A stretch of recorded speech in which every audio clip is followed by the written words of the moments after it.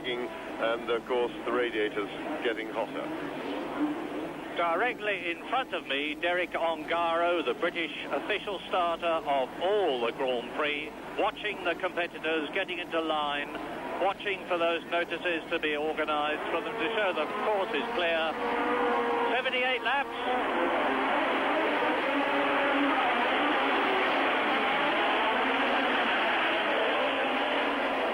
Up to the notorious Sandavot, and the first men are through. Johansson is through, and right down at the bottom is Derek Warwick in the Renault, who looks as though he's in Tombay, Patrick Tombay.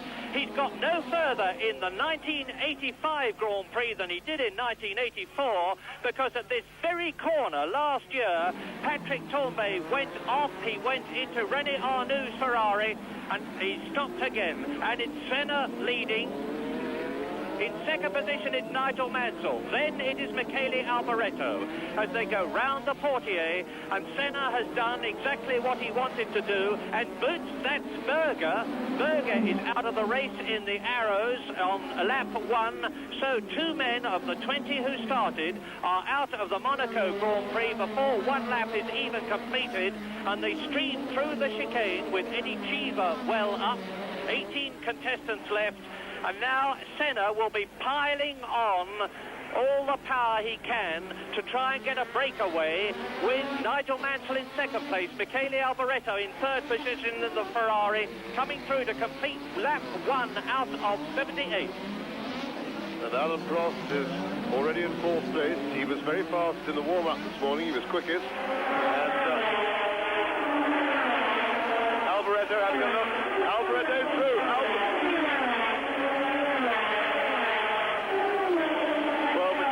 Michele Alboreto gave it everything he could on the braking manoeuvre. He got past Mansell, and he had a big snake. He locked his rear brake. Car went a little bit all over the place, but he's through and okay. And there is Alboreto now chasing. And Stefan Johansson, who didn't qualify very well after all sorts of problems, as you can see, in the pits, because he was involved in that coming together on the first lap. And so now it is Ayrton Senna leading, and Michele Alboreto trying to prevent the Brazilian from making the break in the early part of the race that he so very much wanted to do. Senna led by 1.7 seconds at the end of the first lap. 3 drivers already effectively out of the race: Berger, Tombay and Johansson. Senna leads. The man who won at Portugal was leading at San Marino until he had problems running out of fuel. De Angelis then took second place, and there is the pile-up behind the first 2 cars as the leader goes round the La Rascasse. Senna, by the way, has got a special low first gear, which he had flown in last night, and the gap at the end of the second lap between Senna and Alboreto is still 1.7 seconds. And Prost is going up into third position. Prost is third now. Nigel Mansell, who's dropping back, and you see coming towards you the red and white Barbara McLaren. So it's the JPS Lotus-Renault of Senna leading. Alboreto, the Ferrari, is in second place. There he is, and he's closing, and Prost is third. And Nigel Mansell, I should say, is driving very sensibly, because it seems that he's not quite up with the pace. And one of the fears that a lot of the drivers had, and the pundits around the circuit, was that Mansell might hold people up and allow the leaders to get away if they could. And here we see the first corner, and you see Senna going through, Prost coming down the inside, squeezing inside, a fairly risky manoeuvre. But by and large, they got through. And there's the little bit of the messy bit with the Renaults going off, and that's Tombay, the car damaged. But Mansell is being very good. He let Prost go through then, which was sensible if he can't keep up. Ayrton Senna leading then. Alboreto in second place. There he is. In third position, it is Alain Prost. Fourth now, as Johansson is still in the pits in fourth position, and they're going through. There is Alboreto second. Now there's a long gap before Prost comes through in third place. It's Eddie Cheever in fourth place. Nigel Mansell is in fifth place. Elio De Angelis is in sixth position, and Nicky Rosberg is in position. Jonathan Palmer is in 17th place. And Martin Brundle is 15th ahead of Palmer, and you can see for yourself now that on lap 4, Alboreto is right up with the leader, Ayrton Senna. Yes, the pattern of the race now seems to be developing. It seems to be a bit of a two-man race between Senna and Alboreto, but Alain Prost is now in 3rd place, and I don't think he'll be chasing just yet. McLaren have taken a little bit of a risk with their tyres. They've gambled on a fairly soft compound, and Prost, I think, will be anxious to nurse his tyres at this stage, more anxious to do that than to chase the leaders. I think he'll be waiting for that. Of course, he's got Chiva climbing all over the back of him, so he'll have to watch out for that, but he will be looking after his tyres. So this is the end of lap 4. Senna leading. Alboreto second. Alboreto, who was second in Brazil, second in Portugal, second in the World Championship. Into the right-hander at Sandoval. Now they climb up the hill. Still, Prost is 3rd. Chiva is 4th. That is Stefan Johansson leaning over his car. Bitterly disappointed.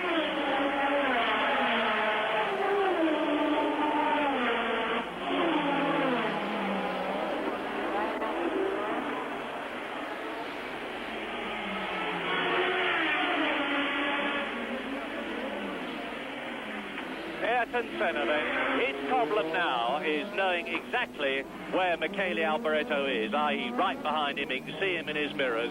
To make sure that he sticks to his racing line, gives Alboreto no chance to get past, makes it very difficult indeed for the Italian in the Ferrari. And provided he does that, it is indeed going to be difficult for Michele to get through. Yes, that's right. Absolutely right, Murray. Senna, who's a very mature driver despite his relative inexperience, will be concentrating much more on keeping it smooth and making no mistakes rather than attacking. He's already seen that Alboreto keep up, but Prost is hauling them in really fast. Prost has absolutely romped away from Eddie Chiva, and he will shortly be joining the leading two, so we're going to have a three-way battle for the lead. Well, it was some 6 seconds between Alboreto and Prost previously. I've got the stopwatch running on the gap now. And as Prost goes by, it's 5.5 seconds, so Prost is gaining fast. Chiva is still in 4th position. De Angelis is up from 5th. Michael Mansell down to 6th.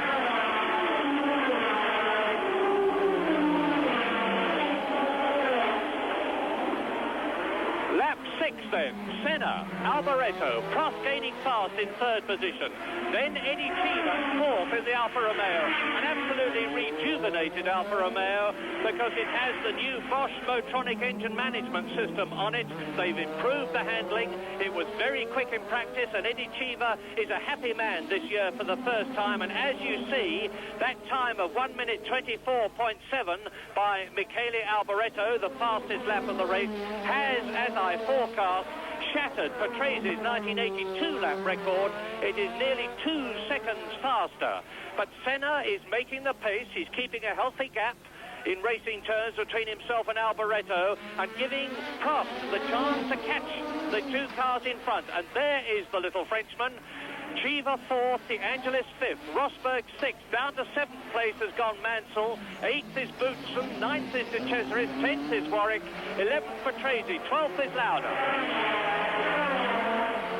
And as you look at Prost, the gap between Alboreto 2nd and Prost 3rd is still 5.6 seconds. Prost into the climb up to the Hotel de Paris. Chiva 4th, De Angelis 5th, Mansell 6th.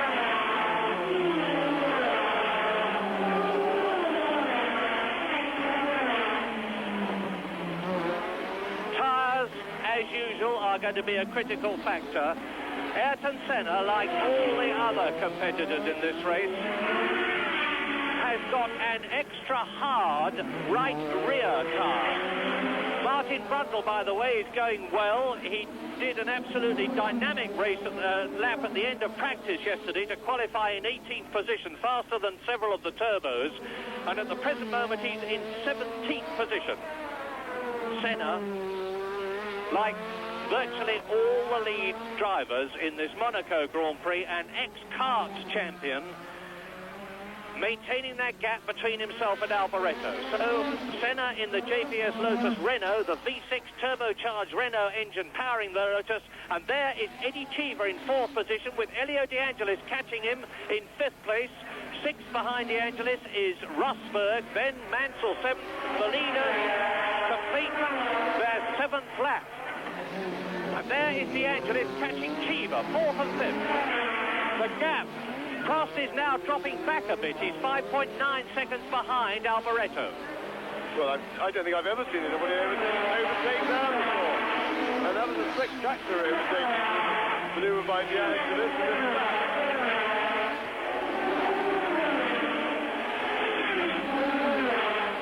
In fact, I think Cheever's probably in trouble because he slowed down and Rosberg went through as well. So I think Cheever's day is coming to some sort of an end.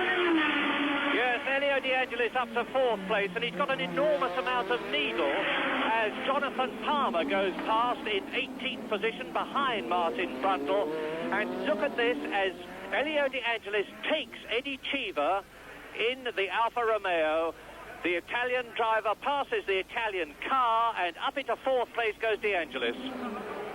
So I might revise that view because, of course, Cheever then lost so much speed through there that it allowed Rosberg, as you see now, to come around the outside. So I said I thought he was in trouble. I think what happened, in fact, having seen that action replay, is that De Angelis jumped him and took him by surprise, and that caused the loss of momentum that allowed Rosberg to get past as well. So there is Rosberg around the swimming pool section. There is De Angelis. Race order, lap 9, Senna leads, Alboreto 2nd. In 3rd position is Prost. In 4th position now, De Angelis. So both the JPS Lotus-Renault cars are in 4 places. In 5th position, in 5th place is Keke Rosberg, and Cheever driving into the pits, and I wouldn't be at all surprised if it's gone out of the race. Eddie Cheever then, who started off in such an optimistic mood, is finishing the race in a state of acute pessimism to join Stefan Johansson, Patrick Tambay and Gerhard Berger, who are out on the 9th lap. Cheever being pushed in. Senna leads, Alboreto 2nd. In 3rd position, it is still Alain Prost, and the gap is steady between Prost in 3rd place and the 2nd place man, Michele Alboreto, in the Ferrari. 4th, behind Prost, is Elio De Angelis. 5th is Rosberg. 6th is Mansell. 2 JPS Lotus Renaults, 2 Williams Hondas in the first 6, with the Ferrari of Alboreto and the McLaren of Prost.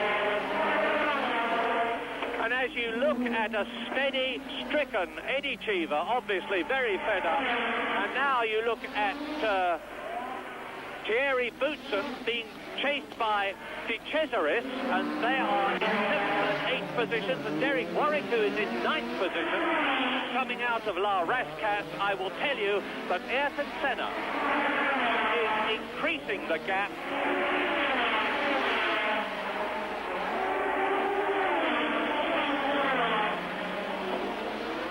Ayrton Senna is increasing the gap in the lead between himself and Michele Alboreto.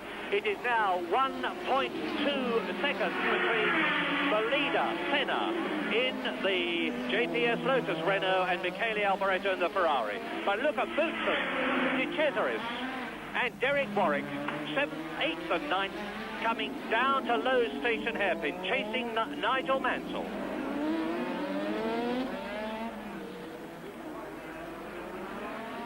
Nigel Mansell 6th, behind his teammate Keke Rosberg. Yeah, Senna just seems to be getting the edge now up front, although Alboreto is running pretty much with him. He's not really climbing all over the back of him, and I think and the leaders have just gone past us, and there is a little bit of a gap developing. So Alboreto is now having to work hard to hold off. Jonathan Palmer going well. He's in 16th place behind Martin Brundle, who is 15th. Derek Warwick is in 9th position. Nigel Mansell is 6th. And has just completed his 10th lap.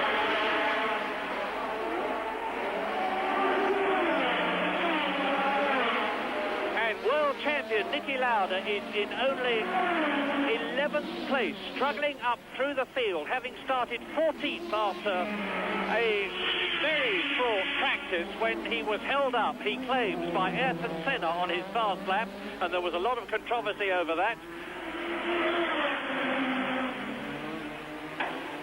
Down to the station hairpin. Boutsen, De Cesaris, Warwick, the two Renault engine-powered cars chasing the BMW-powered car, the arrows of Boutsen. Yes, that was...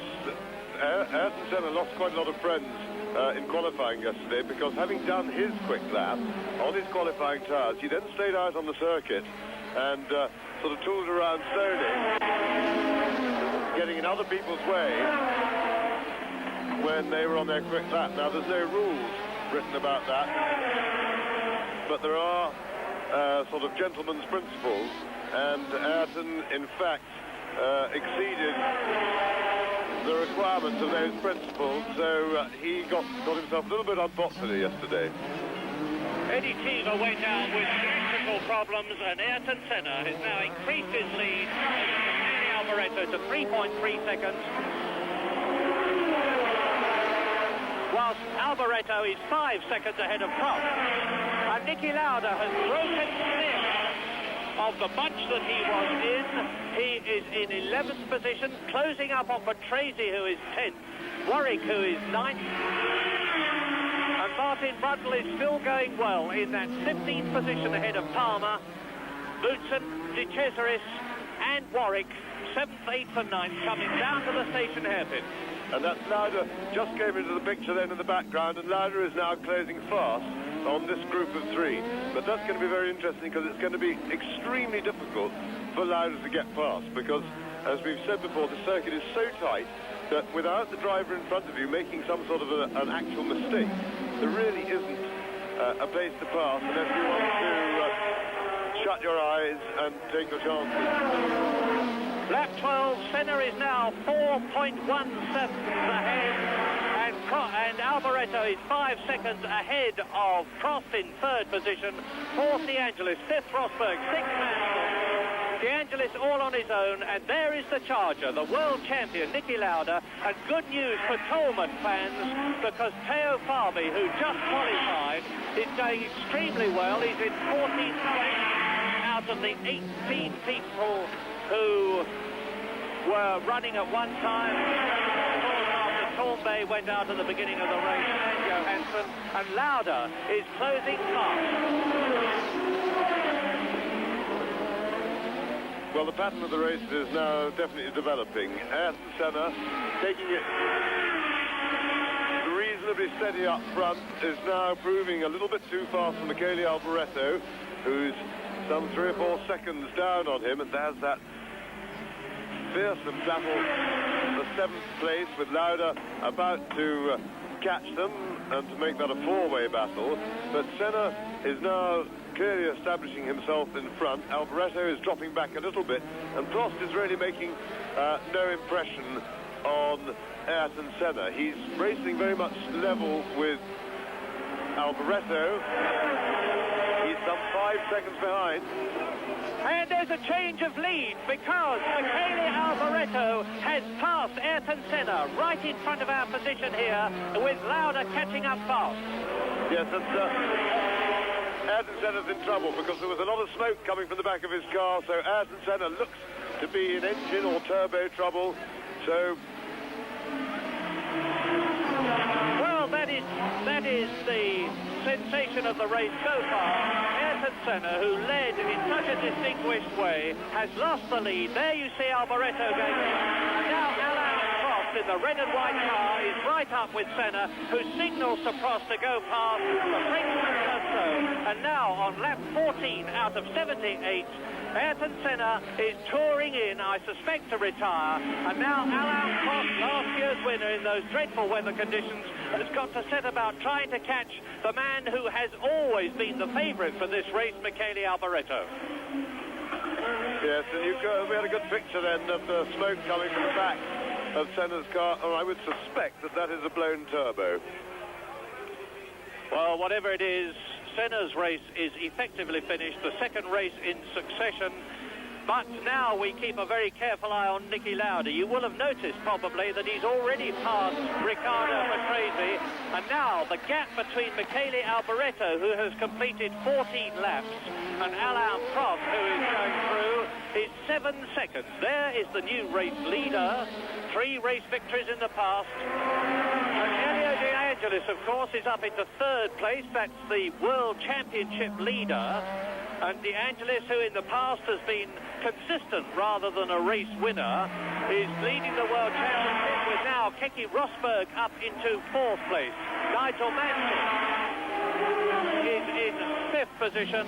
And there you see Ayrton Senna, JPS Lotus-Renault in the pits with the engine cover and the cockpit cover up off him, while they try to see what the damage is. And as ever, Senna sits imperturbably in the car. Lap 15 out of 78. Alboreto leads Prost by some 7 seconds, with De Angelis up to 3rd, Rosberg up to 4th, Mansell up to 5th. In 6th position now, it's De Cesaris. In 7th position, it is Derek Warwick. Behind Derek Warwick in 8th place and gaining is Niki Lauda. 9th is Riccardo Patrese. 10th is Nelson Piquet.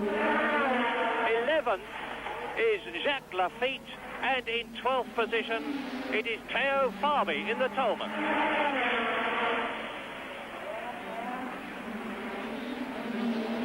Senna can only hope for the fastest lap now, but Michele Alboreto can not only hope for victory, but he can be hoping to take the lead in the World Championship. Elio De Angelis at the present moment is leading Alboreto by 5 points in the World Championship. Rosberg goes through, his Williams Honda sounding very crisp. Nigel Mansell the same. But now, De Cesaris in 6th place is gaining on Nigel Mansell. De Cesaris in the new lightweight Ligier, and Theo Fabi is right up with Lafitte, Piquet and Patrese. With Martin Brundle now in 12th position. Well, up at the front, we've got pretty much a stagnant situation at the moment. There is Prost going through around by the swimming pool section, and he's really not making as Alboreto now. He's about 7 seconds clear of Prost, and they seem to be fairly stalemated. There's not much change in the gap, so Alboreto is fending Prost off, but Prost maybe just looking after his tyre. Well, I said earlier that he was on a marginally soft compound, and he needs to give it a good... If that is the case, he'll be more concerned about nursing his tyres for the first 20 or 25 laps before he starts charging. And he's got Alboreto very much in his sight. He knows where he is. 7 seconds away is not a big gap. There's a long way to go. And Prost is driving very maturely these days. He's thinking carefully, which is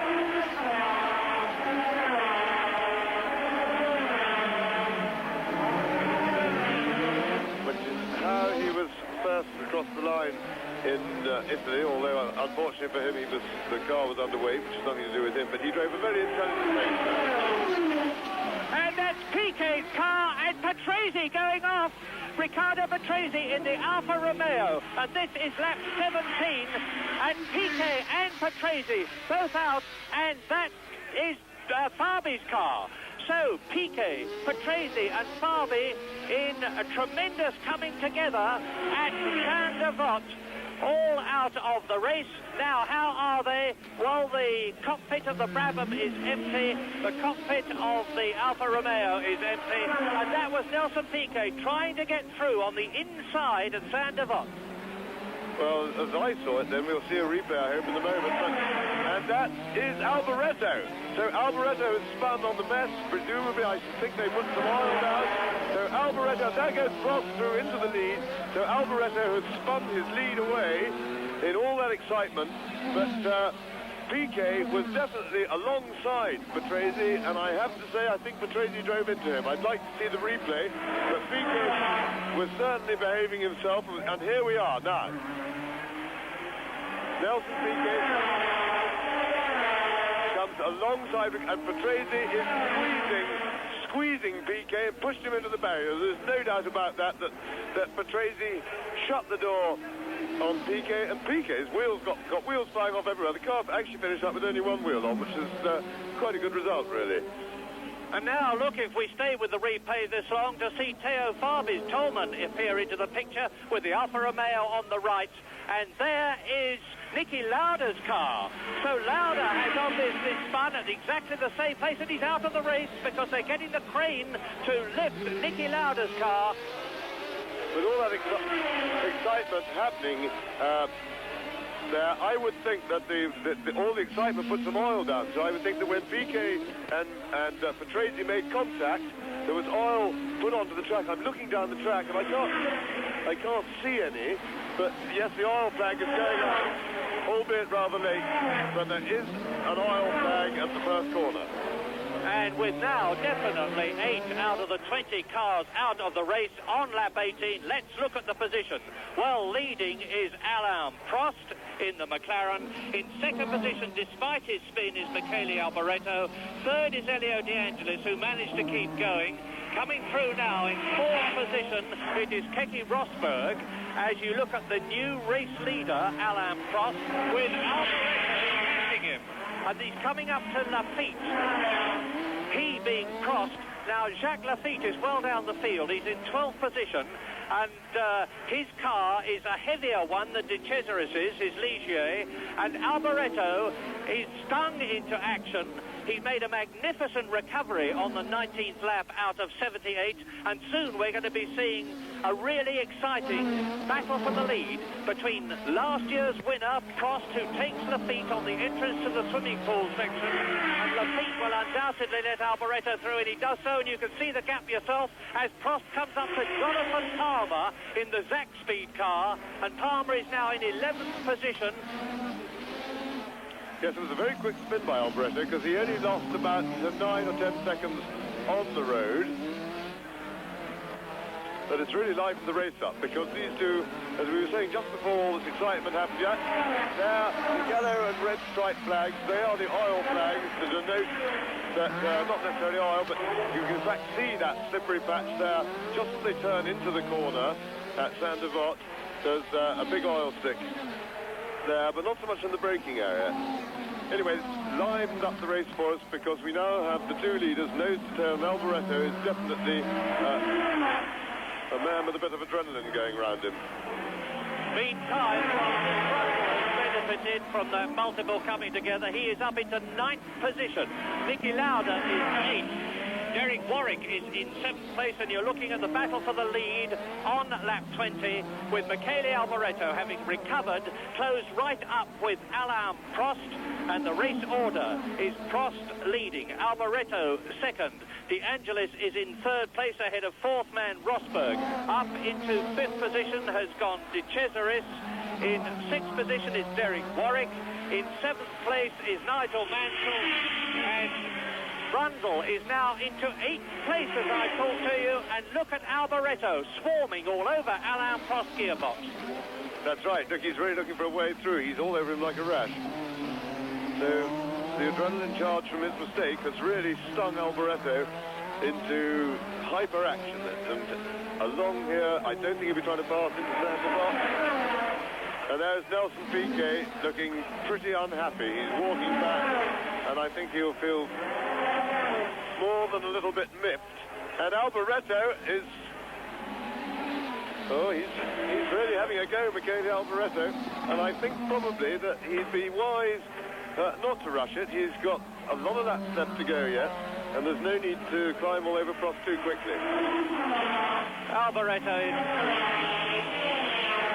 Alboreto in terrific form this season. That's Riccardo Patrese explaining, probably somewhat heatedly, what happened.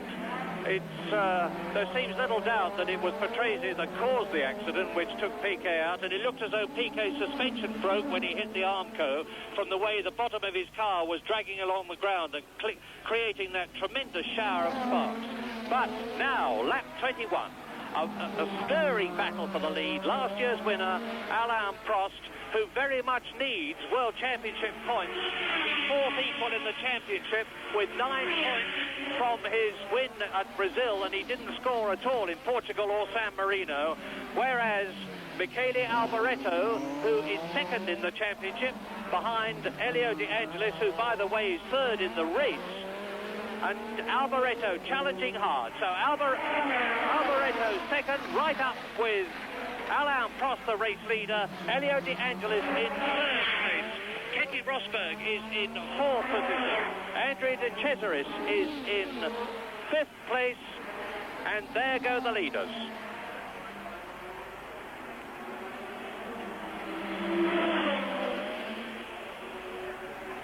Down to the right-hander at the Mirabeau. Then probably the most famous shot of all in motor racing, the station hairpin. Accelerating away down, now in second gear, round, and that's Niki Lauda. Niki Lauda walking in, and out of the race, Berger, Tombe, Johansson, Chiva, Piquet, Patrese, Fabi, and Niki Lauda. This is race 22. There are the leaders, Prost, Alboreto, De Angelis, and you can see how close they are. Rosberg fourth, De Cesaris fifth, Derek Warwick, the leading British driver, in sixth position. Martin Brundle is in eighth position, and Nigel Mansell is seventh. So British drivers sixth, seventh, and eighth.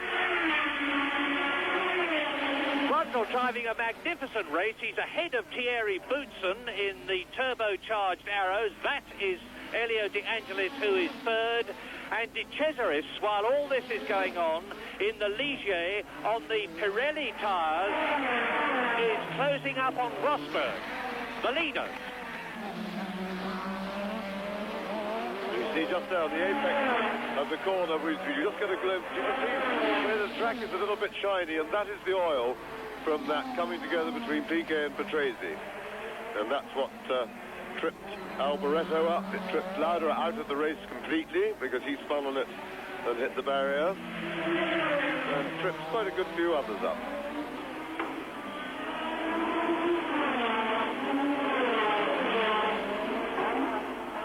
Round the portiere again, into the tunnel again, and as they go into the tunnel, the fourth place man, Keke Rosberg, has started his 23rd lap, going well in the Williams.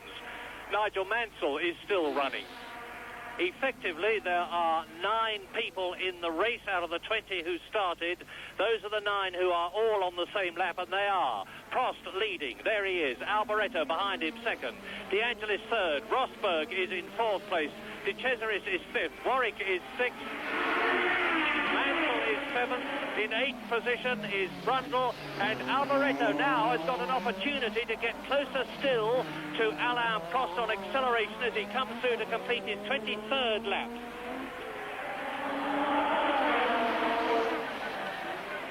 And he's through! Michele Alboreto has done it, and at Zandvoort on the new lap surges through and takes the lead back from Alain Prost. And look at the gap he's already extended over the Frenchman's McLaren.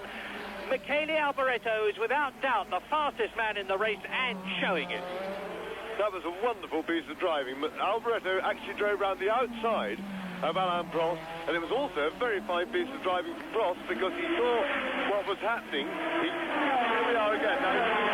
Now Prost has to really control his car very well, not to drive into Alboreto. Now, you'll see Prost lock his brakes a bit, trying to avoid Alboreto. Little puff of smoke there as he locks his brakes, and that was really outstanding driving by both of them.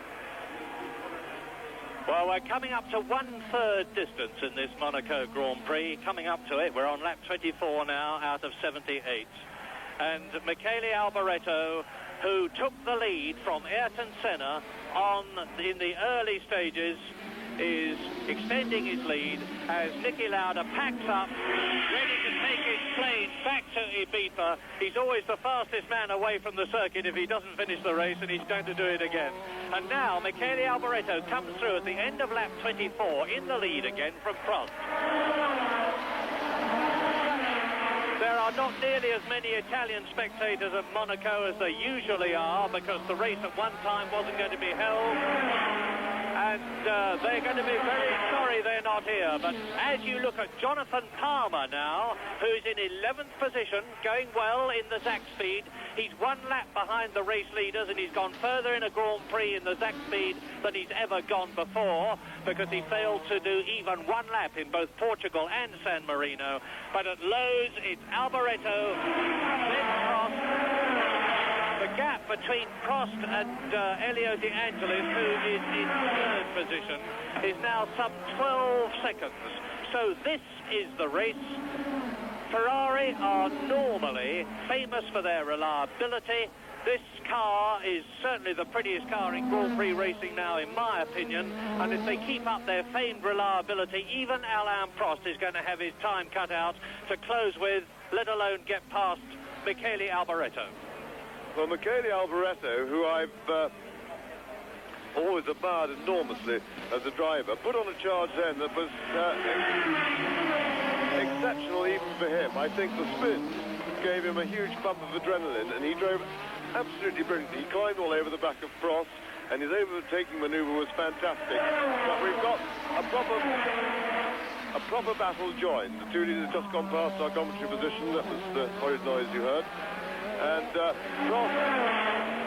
Prost is not letting Alboreto get away. He's holding on really well. Prost teammate Niki Lauda, the reigning world champion, leaves his fourth Grand Prix yet to score a point in 1985. There goes the battle for fourth position. It's Rosberg. Warwick, so it's 4th, 5th and 6th virtually together. There they go. And Nigel Mansell will come into your picture in a moment.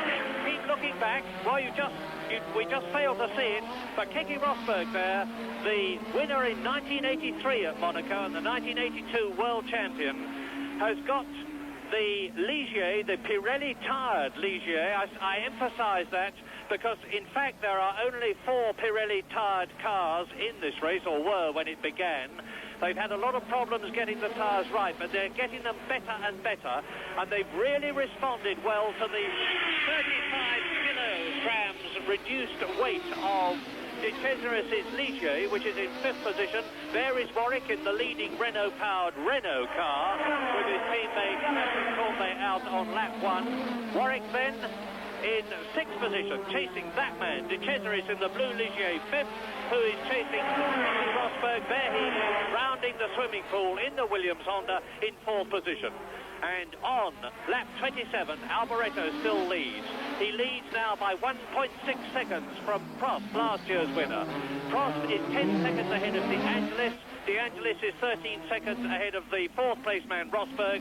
That is Teo Farby, out because of the crash of Sanderbock, out after driving an exceptionally good race, Teo Farby. Warwick chasing Rosberg. Rosberg and Warwick sandwiching De Angelis. De Cesaris.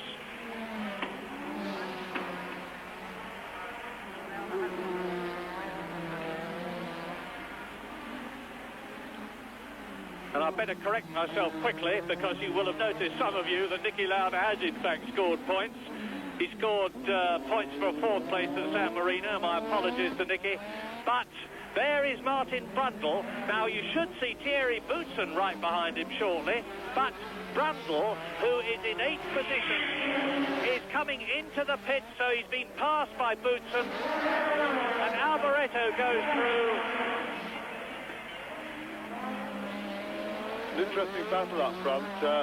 Alboreto is definitely the dominant partner of these two, but Prost is holding on. He's struggling to hold on. He's really on the limit to keep up, Alboreto at this stage of the race, and here we are, another fastest lap for Alboreto, only marginally faster than before. But of course, remember that the cars still have quite a lot of fuel on board, and as the track softens, the rubber goes down.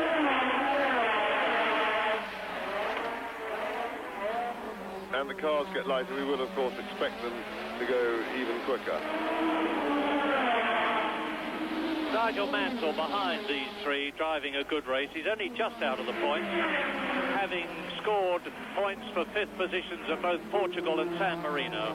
And as the race settles down a little on the 28th lap, with 50 still to go, therefore it's a long, arduous and grueling race.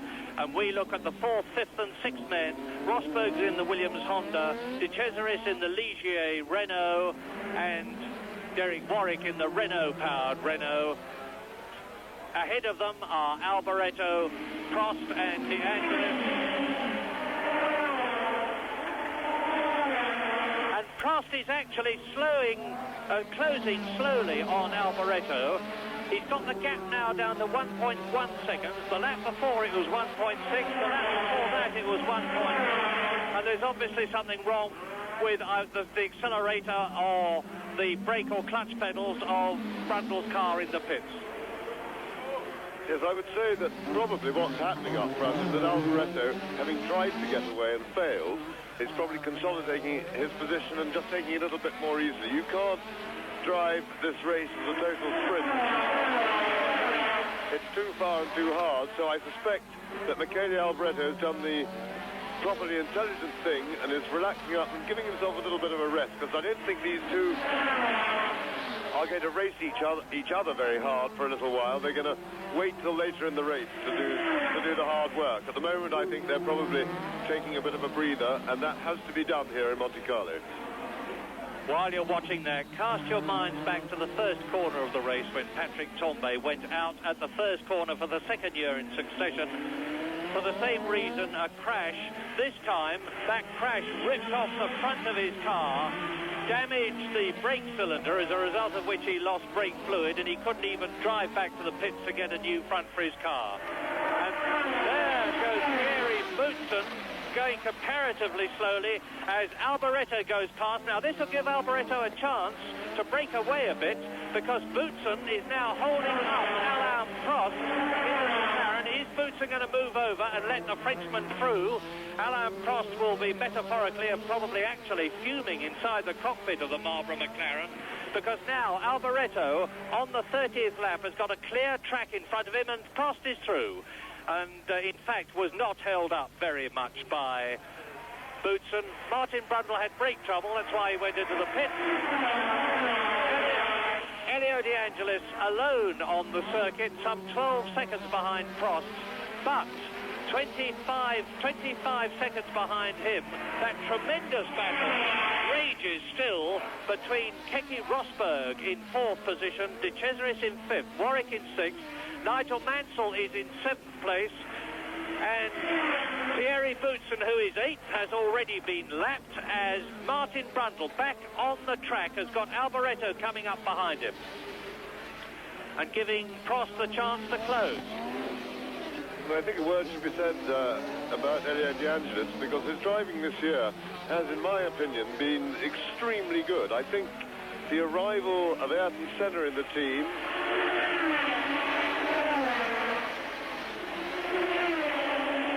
and adding to that fact the improvement in the chassis that they've got has really, if you like, brought him to full maturity. Elio De Angelis is driving quicker than he has done before, and still maintaining that steady rhythm that he's shown over the last couple of seasons, the ability to finish. And this is, in my opinion, De Angelis' best season by a long way. Prost with a bit of a charge. He's closing up on Michele Alboreto, as you see.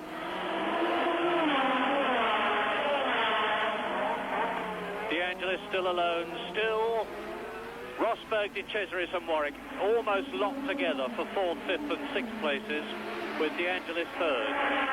Nigel Mansell is still in 7th position. 8th is still Thierry Boutsen, who's been lapped. 9th is Lafitte. 10th is Jonathan Palmer, who has been lapped only once. 11th is Martin Brundle, who's been lapped twice. And then Lauda is out of the race, as is Patrese, Piquet, Fabi, Senna, Chiva and Johansson. So there are only 11 competitors left out of the 20 who started, and we are not yet even at half distance. Prost chasing Alboreto. Out go the signals.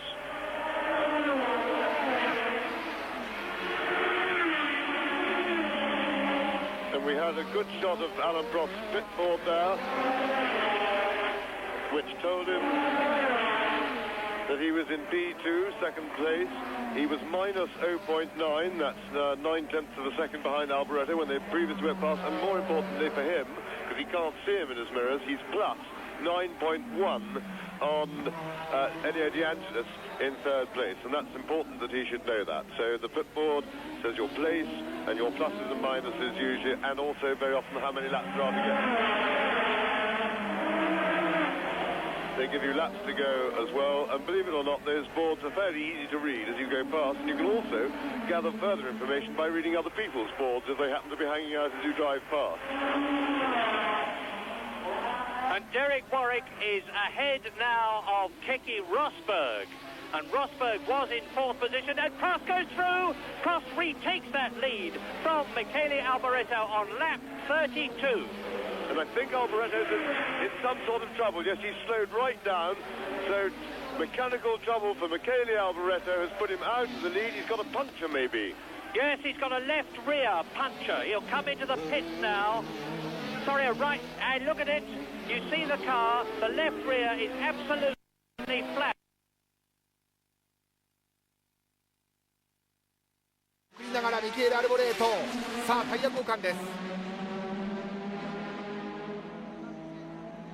ぐにゃぐにゃでしたね今トレッドがね、グッドイヤーのニュータイヤということになります、フェラーリ。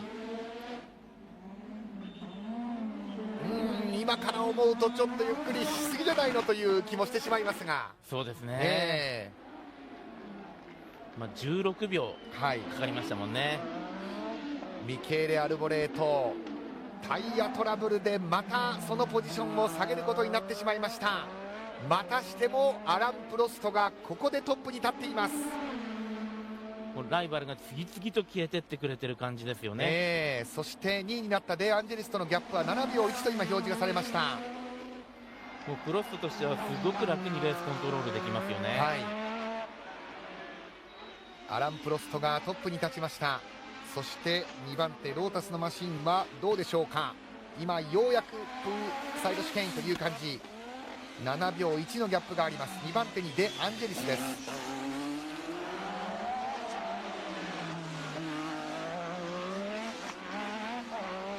プロストがトップに立って喜ぶコースマーシャルも少なくない、やはりフランスが近いですからね、まあ、というよりも本当にフランスの一部のような場所ですからね。そうですね、34周目と入っていきましたアラン・プロスト。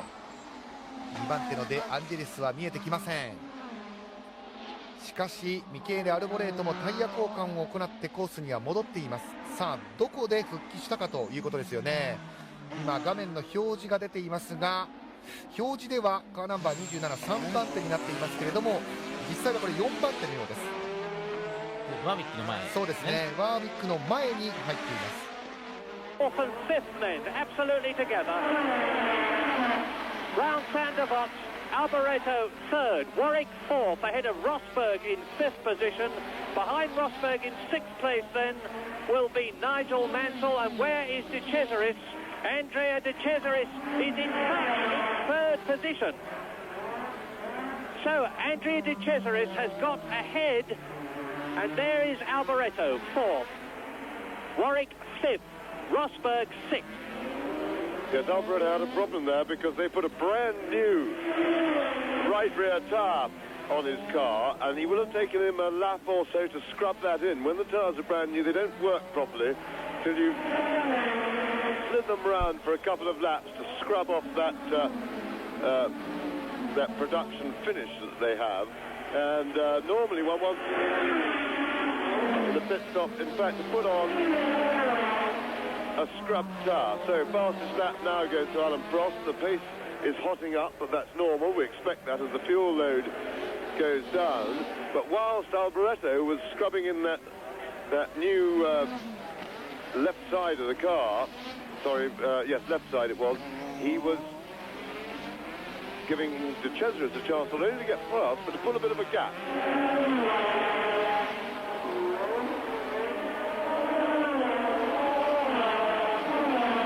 Lap 35, Alain Prost leads, Elio De Angelis second, Andrea De Cesaris third, Michele Alboreto fourth, there he goes. Fifth is Derek Warwick, sixth is Keke Rosberg, seventh is Nigel Mansell, they're all on the same lap. Thierry Boutsen is eighth but has been lapped. Jacques Lafitte is ninth. In 10th position is Jonathan Palmer. Then 3 laps down, but still running, is Martin Brundle, and those are the only runners left. 11 out of 20 on this, the 35th lap, which is just under half distance. Now, Alboreto pulling away a bit from Derek Warwick, but he's got an enormous gap between himself and the race leader, Alain Prost, and it rather looks at the moment as though Alain Prost, with 35 laps out of 78 completed, is going to make his second Monaco Grand Prix win in succession, but under very different circumstances from last year's torrentially wet race.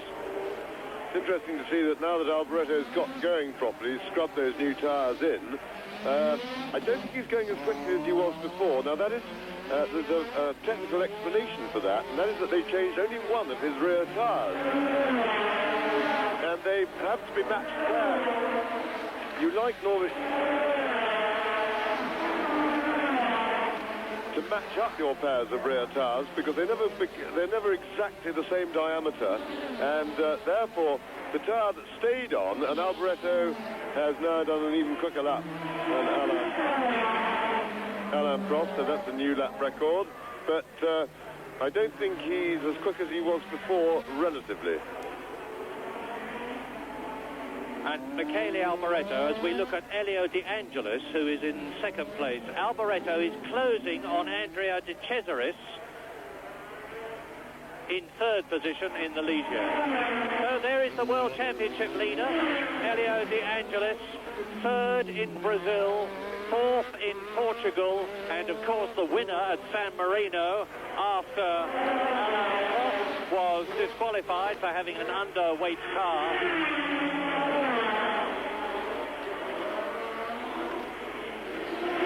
Martin Brundle in the background, who's been lapped, but still going well.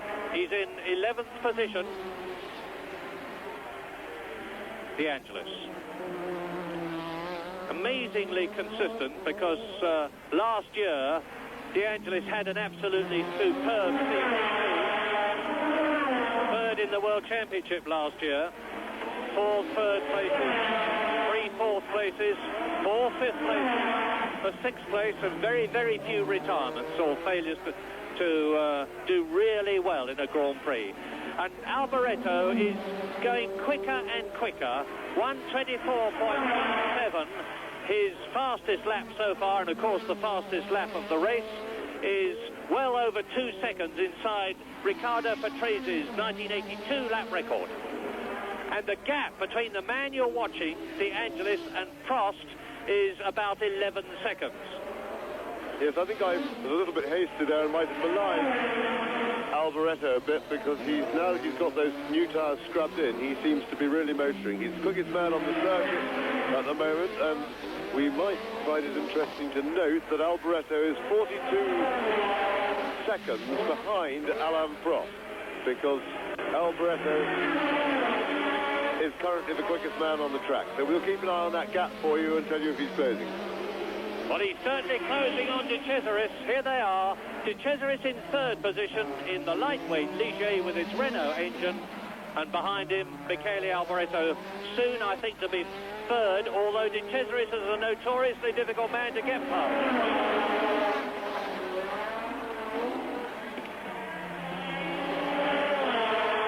Warwick goes through. In the background, you may just think, yes, you did. There was Derek Warwick, who is in 5th position. And De Cesaris has pulled away just a little bit from Michele Alboreto on the climb to the Hotel de Paris. Now they drop down past the famous tip-top bar into the Mirabeau, the second gear right-hander. Down to Lowe's Station hairpin, the first gear. Now up into second for the Portier. Accelerating up into third through the tunnel. Third place De Cesaris, 4th place in the Scarlet Ferrari, number 27, Michele Alboreto. Prost has just completed another lap in the lead. Well, De Cesaris signalled his intentions that he's not going to be a piece of cake to get past. He did that at Saint-Devant. He shut the door fairly firmly and quite fairly on Michele Alboreto, but he's in 3rd place, and with full justification, he intends to defend it as vigorously as possible.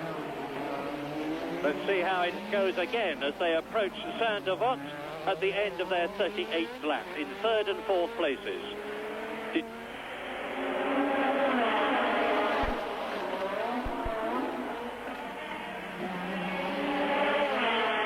I think Michele Alboreto has decided to give it best just for a short distance. Now he's closer than ever as he comes up to the Hotel de Paris. This could be his opportunity to come out of the slipstream of De Cesaris' car and get through on braking as they go down the Mirabeau.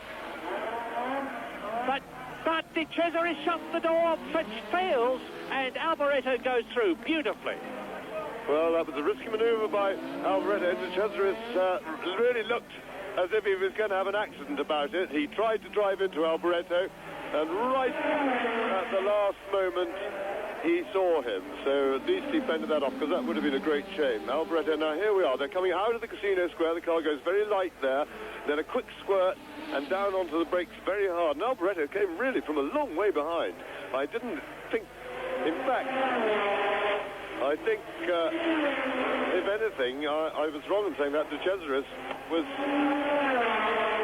within his right to turn into the corner. Alboreto wasn't really alongside, and I think it was a bit cheeky on Alboreto's part, having seen that again. Came from too far behind, but anyway, his progress now continues. So Michele Alboreto up into 3rd place, and now with plenty of daylight ahead of him to have a good run at the lead. And now Derek Warwick is going to set about De Cesaris, because De Cesaris is down to 4th. Has got Derek Warwick closing up on him in 5th position. We're now at half distance in the race, as you see the arrows of Thierry Boutsen being passed by Nigel Mansell, and on lap 40 the order is Alain Prost in the lead, with De Angelis 2nd, Alboreto 3rd, De Cesaris 4th, 5th is Derek Warwick, 6th is Keke Rosberg, 7th is Mansell, 8th is Lafitte.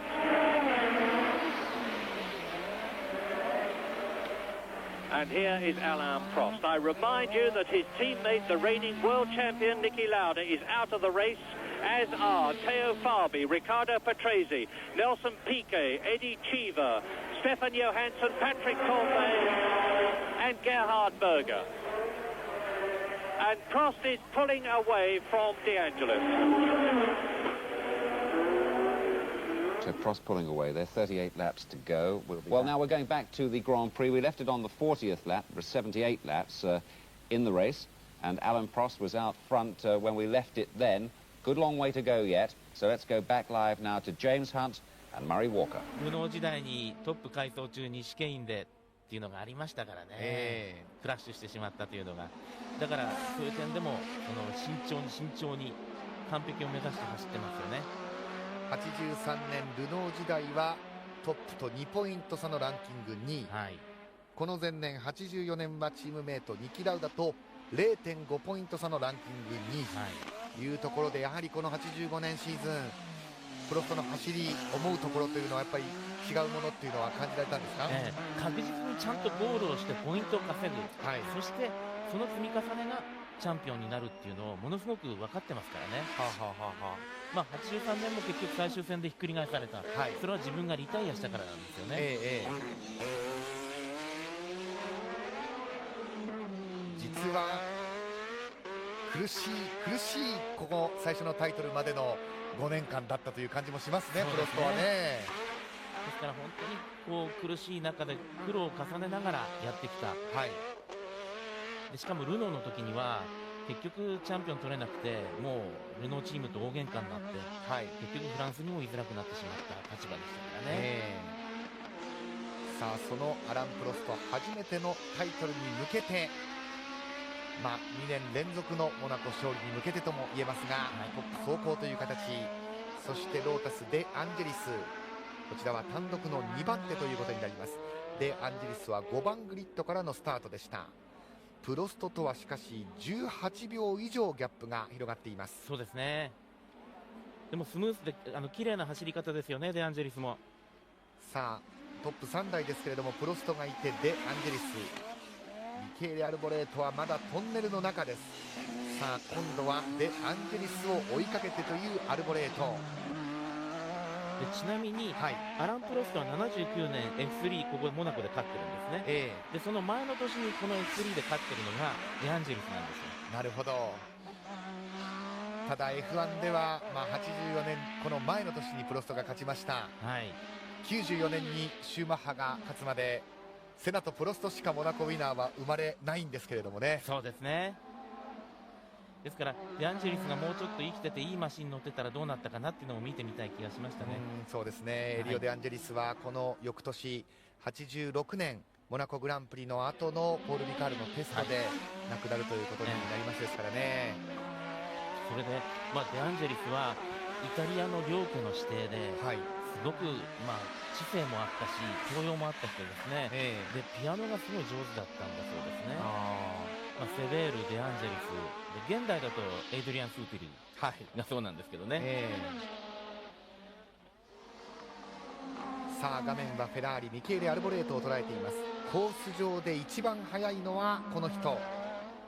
さあ果たして2番手デ・アンジェリスに追いつけるかどうかというレース展開です。アルボレート1分24秒012というファステストラップを出しています。23秒台がいよいよ見えてきました。トップはアラン・プロスト。ここから44周目を迎えるということになります。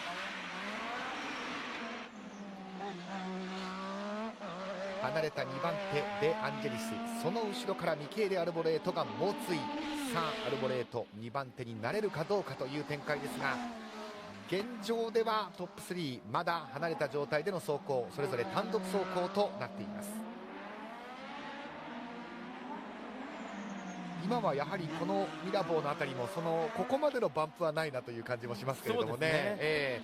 基本のレイアウトは変わってないんですよね、特にこの山側は全く変わってなくて、路面のいわゆる再舗装は行われているということですね。さあそしてポルティエからトンネルを抜けていくということになりますが、なんといってもこの先の試験員ですよね、実は86年に改修されるということですが、港湾改修事業の一環として海側に土地を広げた、そして安全対策をしなきゃいけないということであそこが試験が変わったんですね。今はヌーベル試験員、つまり新しい試験員というふうに申し上げますけれども、この時点では試験員なんですね。そうですね。ですから、もう簡単なレーンチェンジの試験員1本だけですね。モナコ改修の歴史でもあるわけですけれども、86年そのヌーベル試験ができた後、97年に今度はプールサイド試験が改修されて、ルイ・シロンという名前がつくわけですよね。モナコ出身のグランプリドライバー元、そしてこの競技長だった人ですね。そして、2003年、2004年記憶に新しい大改修があって、各チームにガレージもできましたし、そしてピットロード給油の向きというのも変わりました。そうですね。そして遡ると72年にプールができたんですね。でプール試験員になって、それ以前はスタート地点がプールのあたりだったんです。ですから1コーナーが最終コーナーだったんですね。でもっとくるっと回るヘアピン状になってて、ああいうラスカスのこういう飛び出したような形になってなかったんですね。1929年の第1回モナコグランプリから数えると、この85年で早くも第44回ということになるわけですが、ですから今のスタート地点から1コーナー回ってこの試験あたりまでっていうのは基本的に1929年から変わってないんですね。そして安全上の理由から、はい、この85年シーズンも20台規制ということになっているわけですね。そうですね、はい、で特にこの85年からですね、その安全という問題が随分こう言われるようになったんですね。はい、というのも実はもっと遡るとこの85年モナコグランプリの開催自体が危ぶまれたんですよ。でそれは理由は実はテレビの放映権問題だったんです。なるほど。で当時コンコルド協定に基づいてこの FISA の今の FIA のスポーツの前身ですけども、はい、FISA の方でテレビ放映権を一括管理しようとしたんですね。でジャンマリー・バレストロ会長が放映権の、管理に対してモナコにも合意しろと言ったんですが、モナコの自動車クラブ ACM の、ミシェル・ボエリ会長はもう基本的に嫌だ、絶対嫌だって言ったんですね。でしかもボエリとバレストロってもともと仲悪いんですよ。はい、パトリック・タンベイですね、はい、スタート直後にリタイアしたドライバーですが今インタビューを受けています。続けてください。はい、そして結局その放映権に関しては、お互い話し合いをして開催に関しても、OK になったんですね。ただし放映権に関しては80年代後半までモナコは独自放映権管理ですからね。なるほど。はい、で今も映像制作はモナコと日本とブラジルは独自制作ですからね。で結局その話の中でじゃあ話をまとめましたって言った時にバレストル会長が今度は自分がやってた安全対策のことを持ち出してきたんですね。なるほど。はい、でモナコは危険じゃないかということで、それで、回収しろというのでその時にコース査察官兼競技長のデレック・オンガロがでももう、86年に試験員も新しくなりますしっていうことで、いろいろと収めたんですね。なるほどね。さあプロストとアンデリスのギャップは20秒761と広がっています。20秒差あります。注目はデアンデリスの後ろからアルボレート届くかどうかということになりますが、こちらがそのミケーレ・アルボレート、前にデアンデリスを捉えているかどうか。このオフィシャルたちはずっと立ってますね。はい、本当にねそのレベルが高くて、ですからその危険だって意見が出たとしても、このマーシャルたちの働きが、そしてこのメディカルスタッフがコースいっぱいいるんですけど、この働きがモナコを続けさせてる理由なんですよね。さあこちらはウィリアムズ・ホンダの2台ということになりますが、ロズベルグが前、マンセルが後ろです。ちょっと両者とも少しなんて言いますかね、出入りの激しいと言いますか、アップアンドダウンを繰り返してというここまでのレース展開ですが、さあ今度はロズベルグよりもマンセルの方が速さがありそうです。さあウィリアムズ・ホンダ2台が並ぶホームストレート。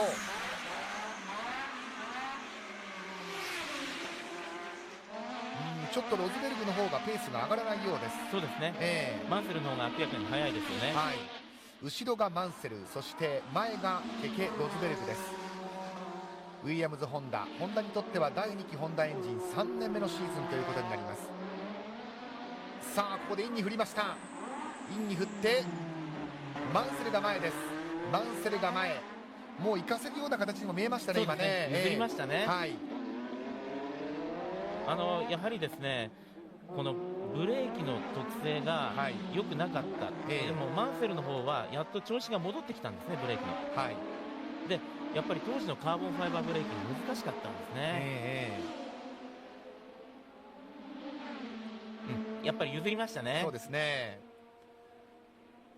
あそこすごいですね、うねりが。はい、でも70年代の映像を見てもあんな感じでしたね。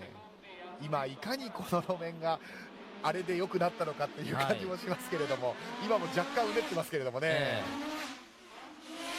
ですからそのカーボンブレーキが難しいっていうのは、その発熱特性とかそういう部分が非常に難しかったと、今よりももっと難しかったそうなんですね。で面白いのは今回デアンジェリスとか何台かは鉄製のブレーキに戻してるんですよ。カーボンブレーキの感触が良くない、だから鉄製のブレーキの方がいいって戻しちゃったんですね。今ではもうカーボンのブレーキは当たり前というね、感じですけれども、せいぜいこのメーカーのブレーキの感じが良くないからこっちがいいとかっていうのがあるぐらいですもんね。おかげでブレーキメーカーのサービスマンは大忙しだそうですけど。なるほど。今ももちろんね、ブレーキのフィーリングを訴えるドライバーっていうのは多いわけですけれどもね、一番顕著な例ですと2007年だとアロンソですよね。もうルノー時代から使ってた一子じゃないとっていうのがありましたもんね。ただ素材はいずれもカーボンという中で、当時はまだ鉄製を好みで選びたいというドライバーがいただけは出たんですね。さあ7番手のロズベルグ、そして10番手のブーツェン、その後ろからトップを行くプロストという3台になりました。それぞれの順位、それぞれのポジションでの走行ということになりますが、さあプロストが周回遅れを作っていくということになります。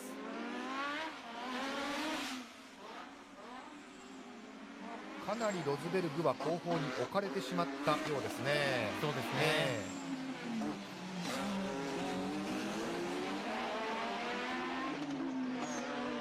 マンセルのマシンはもう見えません。さあここで2台まとめていくか、いきました。ホームストレート、ブルーフラッグの振られる中、アラン・プロストが前に出ました。ロズベルグの方はどうでしょう、やはりブレーキでしょうか。でブーツェンがうまくやりましたね。ブーツェンも前に出てますね、これね、今ね。今もブーツェンはモナコに住んでますね。そうですか。ベルギー人テイリー・ブーツェンですが、アローズのマシーン、ウィリアムズ・ホンダ、ケケ・ロズベルグがずるずると下がっていく、そんな印象です。VIP 向けのビジネスプレーンのレンタルと販売の仕事を今モナコでやってます。モナコならではのビジネスという感じもしますけれどもね。そうですね。さあそのブーツェン、そしてロズベルグをあっという間に突き放してアラン・プロストトップ独走という状況になっています。2番手にデ・アンジェリス、そしてその後ろミケーレ・アルボレートがひたひたとデ・アンジェリスとのギャップを詰めつつある、そんな状況です。ウィリアムズ・ホンダに話を戻しますと、86年この翌年にタイトルを取るわけですよね。そのヒントとなるような動きというのはこの85年はあったんでしょうか。あとカナダからですね、新しい E スペックっていうエンジンが入ったんですね。でそこからホンダの今までの伝統だったビッグボア、要はシリンダーの径が大きくてショートストロークっていうものではなくて、ルノーの EF15 と同じなんですけど、シリンダーの径を小さくしてロングストローク、その方が火炎電波が良くて非常に特性が良くなるっていうのを見つけたんですね。ただエンジニア、これ市田克美さんというエンジニアが見つけたんですけど、結構時間かかっちゃったんですよ。というのもやっぱりホンダは伝統はビッグボアだっていう伝統があったために、それが実現化するのに少し遅れが出たんですね。なるほど。ということはまだこのシーズン序盤、マンセル、ロズベルグの走りを見ても分かりますけども、まだまだ苦しいというウィリアムズ・ホンダという感じですか。で結局市田さんはその試作エンジンを持っていってテストで走らせて、それで会社的には反対もあったそうなんですけど、走らせたらマンセルとケケがこのエンジンじゃなきゃ嫌だ、こっちじゃなきゃダメだって言ってくれたんで、ゴーサインが最終的に出たと言ってましたね。なるほど。いいように外圧を利用したって市田さんはおっしゃってましたけど、でそれからがホンダの快進撃の時代につながっていくんですね。一人の名前挙げましたけど、もちろんね、それはホンダのそのスタッフ全体が、コンピューター屋さん、8件っていう第8研究のコンピューター屋さんもそうでしたし、テレメトリやった人たちもそうだし、いろんなものがうまくいっていった時代なんですね。でもこの時期から始まっていくんですね。さあしかしウィリアムズ・ホンダ、ナイジェル・マンセルは間もなくプロストに周回遅れにされそう、そんな雰囲気です。マクラーレン、タグポルシェターボということになりますが、ウィリアムズ・ホンダを追いかけて、さあローズヘアピン、ここはブルーフラッグが振られます。マンセルとしては譲らなくてはいけない。ポルティエアウトからあっさりとプロストが前に出ていきました。ただマンセルフロントロースタートなんですよね、このレースね。非常にね予選も頑張ってうまくいって、はい、っていうところだったんですけどね、でしかもそのスロットルが完全に戻してもエンジンが回転が完全に落ちないっていうものすごい怖い思いしながら、はい、頑張っての予選だったんですけどね。結局マンセルはキャリア通算してここでは一度も勝てなかったんですね、はい、だからね92年にセナとのバトルになった時に、はい、やっぱり意地を最後まで見せたってそれなんですよね。さあやはりかなりのギャップがあります。エリオ・デ・アンジェリス、これが単独の2番手、そしてまだミケーレ・アルボレートもその姿は見ることはできません。ただコース上で一番速いのはフェラーリアルボレートです。プロストはここから53周目完全に独走状態になりました。ここでケケ・ロズベルグピットに入りました。ピットに入ってきました。タイヤを交換します。ヘルメット洗いですね、さあタイヤを交換してコースへと戻っていきます。これは当然イレギュラーのタイヤ交換ということになりますね。そうですね、やっぱりねリアタイヤきついんですよ。特に、はい、ホンダのまだこの時の D スペックのエンジン特性だと、急激にパワーがバンってあるところから立ち上がりますから、こうスムーズな加速をしたいっていう、この市街地コースも非常に厳しいんですよね。なるほどなるほど、はい。そしていわゆる現代の F1 ですとそのタイヤへの厳しさというのは空力的なものというような言われ方もしますけれども、その差というのは当時はどうなんでしょうかね。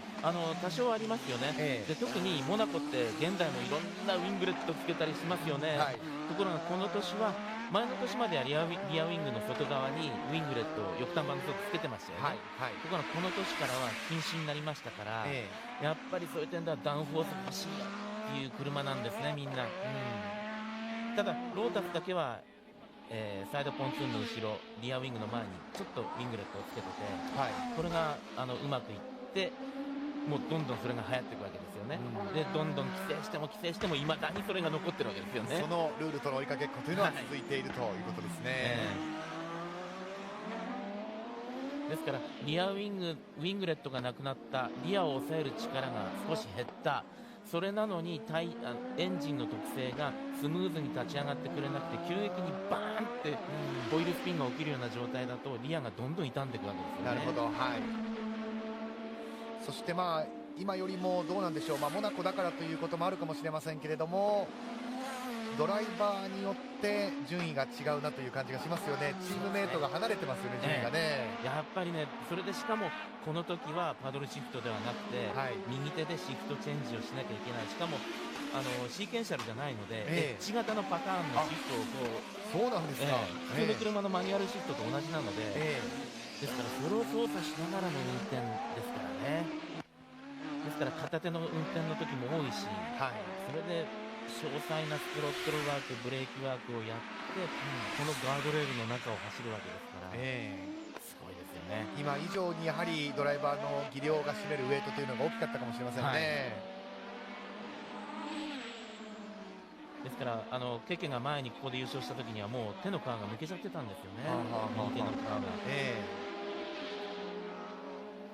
さあジョナサン・パーマーを画面が捉えました。パーマーを追いかけてアラン・プロスト、パーマーを周回遅れに間もなくしようというところです。ザクスピード、ジョナサン・パーマーもまだコース上とどまっています。でザクスピードは F1 にいる間ずっとこのウエストっていうタバコが、赤白でスポンサーついてたんですけど、後にマクラーレンに行きましたね、でマクラーレンに行った時にマクラーレンメルセデスの色を銀に合わせて、結局タバコのパッケージも銀になっちゃったんですよねなんとなくチームとスポンサーとの力関係というのがね、見えなくもありませんが、さあジョナサン・パーマーをどこでかわしてくるでしょうか。アラン・プロスト、ここまでは本当に沈着冷静、ミスのないドライブが続いています。ザクスピードは本当によく頑張ったチームですね、自分たちで車体もエンジンもやるっていうのはプライベートだったとしてはすごかったですよ。そうですよね、さあアウトに振って、ただスピードが違う感じ、マクラーレンが今ザクスピードを置き去りにしていきます。マクラーレンのこの車についてはいかがでしょうか。前年の改修型なんですね。 MP4-2B ということですね。はい、MP42 を85年レギュレーションに対応して改良してきた、でもう前の年がいい車でしたよね、でさらにそういう点ではリファインしちゃって、より良くなってるんですよね、でもちろんタイヤがミシュランからグッドイヤーに変わった。ところがタイヤが変わってもそれをうまく対応しちゃってるんですよ、この辺がね、このチームの技術力、特に、ある人に言わせるとパラノイアだって言われるんだけど、ジョン・バーナードの集中力とその技術の高さですよね。どうなんでしょうか。プロストとニキ・ラウダはこの85年シーズン本当に対照的な、結果になるわけですけれども、プロスト向きだったかもしれませんね。アルボレートがまたそうですね、ミケーレ・アルボレートがファステスト23秒台です。1分23秒284というタイムを出しました。で多分ラウダはもうその自分の時代ではなく、アランの時代が来たなっていうのをもう悟ったんでしょうね。特にその前の年のポルトガルでもそうだったでしょうし、あの時ね、表彰台でこれから君の時代だよって、プロストに言ったそうですからね。そうですか。そして、ポルトガルグランプリこの年ですけれども、アイルトン・セナが初めてのポールポジション、初めての優勝というのも飾っていますが、セナについてはどうなんですか。こいつの時代が来るという空気はあったんでしょうかね、この時点で。だから、ものすごくみんなそれを意識したはずなんですよね、でしかもその予選はうまく速い、決勝でもかなりガンガンいってしまう、ただまだ F3 から上がってきて、2シーズン目で、燃費管理とかそういう走り方ができてなかった、そこが彼の弱点だったけど、それをやられちゃったらこいつは恐ろしいなってみんな思ってたはずなんですよ。だから悪道セナとかみんな呼んでたし、で予選でブロックしやがったなこいつっていうので今回も怒られてしまったっていうのがあるんですね、でセナはその予選ブロックしちゃった後にですね、ラウダのとこ謝りに行ってるんですよね、そしたらラウダが、もう怒り心頭で切れまくってましたから、セナに対してうせろって言ったんですね。怖いですね、そしたら結局でも、セナも予選用タイヤ、旧タイヤとレース用タイヤをいろいろと試してたっていうのが分かって、この後のポール・リカールのテストで逆にラウダがあの時はごめんよって謝りに行ったそうなんですね。それはセナがわざとブロックしたわけじゃないということが分かって、ラウダはテストで謝りに行った、で謝りに行って、それでもラウダからごめんよって言ってもらえたドライバーって何人いるんだろうっていうのが当時の話題だったそうですね。なるほど、ただ本当はね、ある程度意図的な部分もあったみたいですよ、その抑えたっていうのは。そういう点でもね、アイルトンってすごく狡猾な部分もありましたからね。さあアローズのブーツェン、その後ろからミケーレ・アルボレートという状況です。クリーム色のシャシー、アローズのマシンを周回遅れにしようというところですが、アローズはまだこの頃はデイブ・バスという人が設計してたんですね、そして87年から新人のデザイナーがマシンをデザインしたんですよ、眼鏡かけた大学生みたいな男だったんですけど、それがロス・ブラウンなんですね。なるほど、アローズは BMW エンジンを使っていますが、このシーズンブーツェンが道を譲る形になりました。プロスト独走ですけれども、デ・アンジェリスにご覧のようにアルボレートが迫ってきています。ここにいました、アルボレート。当然サインボードで分かってますからね。そうですね、来ましたね、やはりここまでね、集中力を切らさずにここまで持ってきました。で面白いのはアルボレートの車は、モノコックの表面がつるっとしててそのまま外に出てるんですよね、もう現代の F1 に近い設計なんです、ところがデアンジェリスのロータスは、モノコックの外側にカウルがつくっていう。先ほどセナのマシンはねカウル全部持ち上げてましたもんね、ああいう形で、昔のデザインなんですよね。そういう意味ではフェラーリこのマシンは進んでいたということになりますが、さあフェラーリのアルボレートと6秒4というギャップ、2番手でアンジェリスと3番手アルボレート6秒4、差が詰まってきました。ですから同じカーボンコンポジットのモノコックなんですけれども、旧世代のロータスと新世代の始まりだったこのフェラーリの戦いでもあるんですよね。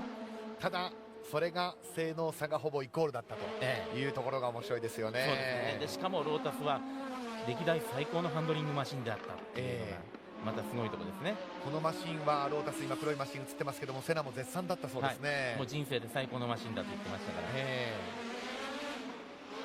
残念ながらそのアイルトン・セナレース序盤でこのモナコはリタイアしていますが、チームメイトデアンジェリスは2番手、しかしその後ろからカーナンバー27フェラーリミケーレ・アルボレートがひたひたと迫ってきました。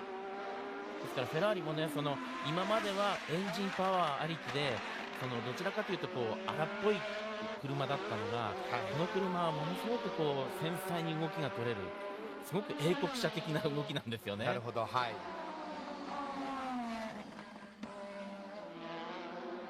ですからそこで鋭い走りができるアルボレートのいい時とちょうどあったんですよね。さあローズヘアピンですが、当然アルボレート黒いマシンを捉えているはずです。もう少しです。さあ差が詰まってきました。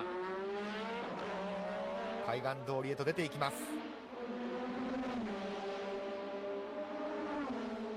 でアンジェリスとしては当然プッシュプッシュということになりますよね。そうですね、その指示は飛んでいるかと思いますが、フェラーリの方が速さがあります。そしてアクシデントがなかったら、あるいはねアルボレートはプロストの前を走っていたかもしれない、そのパフォーマンスがあります。くしくもこれイタリア人同士の戦いなんですよね。そうなんですね。逃げるフランス人、そして2番手3番手争いはイタリアン同士ということになります。でこの15685っていうこのフェラーリなんですけれども、フィアットグループのスーパーコンピューターを借りて、実はキャドカムを使い始めた車なんですね。さあジョナサン・パーマーが止まっている。おっとっと、そこにあわやというシーンでした。さあこれでしかし差が詰まったように見えます。ウエストのロゴが大きくありますが、ジョナサン・パーマーは、スピンターンでコースに復帰。おっと、そこに今度はリジェのマシンが来ている。さあこれでしかし差が縮まりました。2番手争い、ミダボータイヤスモークを上げています。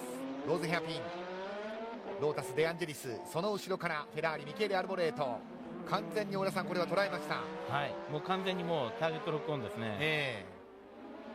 さあトンネルを抜けていく。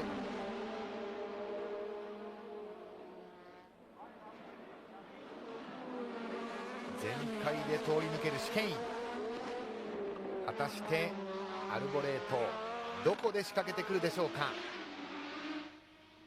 幾度となくを Lap 61 out of 78, and this is the excitement because Michele Alboreto in third place in the Scarlet Ferrari has conducted a fantastic charge through the field after having to stop to change a punctured left rear tyre. He has carved down the gap between himself and Elio De Angelis in the JPS Lotus-Renault in second, and you can see that there is no gap now, and Michele Alboreto, who has led this race, is soon to be back in second place behind Alain Prost, the leader. Yes, and this is really an important personal battle on home ground. The two top Italian drivers aspiring for that position. Alboreto just having a little look down the inside there, but he won't be doing anything. And because of course we're very close to Italy here, we always have a huge number of Italian fans, and just to add a little spice to it, they are not the best of friends personally. So De Angelis is no fan of Alboreto personally, so this is a personal battle as well. Alboreto's had a very eventful race, of course. He He led for a while. He then spun on the oil that was put down in accident at Saint-Devote early in the race, came back into the race only to retook the lead from Alain Prost, may have just brushed the barriers either in his spin or later, because he then had a puncture, went in and changed tyres, and another charge back through the field, and here he is now challenging Elio De Angelis for second place. A very stirring drive indeed from Alboreto. He's driven with real verve today. And these two, of course, are the men who are leading the World Championship. Elio De Angelis in the black and gold JPS Lotus-Renault is leading the championship on 16 points. And Alboreto is second with 12 points and shows his nose of the Ferrari to Elio De Angelis. And on lap 63 then, Alain Prost there is the race leader ahead of De Angelis and Alboreto battling for second, with Cesaris in the Ligier in fourth position. In fifth place, the top English driver, Derek Warwick. In fifth position is Warwick. Sixth is Nigel Mansell. Seventh is Jacques Lafitte. And Alboreto really pressing Elio De Angelis now. Two quiet Italians. The concert pianist, Elio De Angelis, and the very calm and deliberate Michele Alboreto.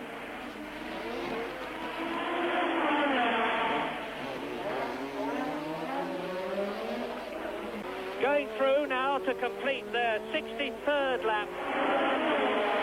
Now, behind them as Alboreto goes through and takes that second position in as stirring a passing manoeuvre, getting past De Angelis and Saint-Devote as he had earlier on when he took the race leadership from Prost.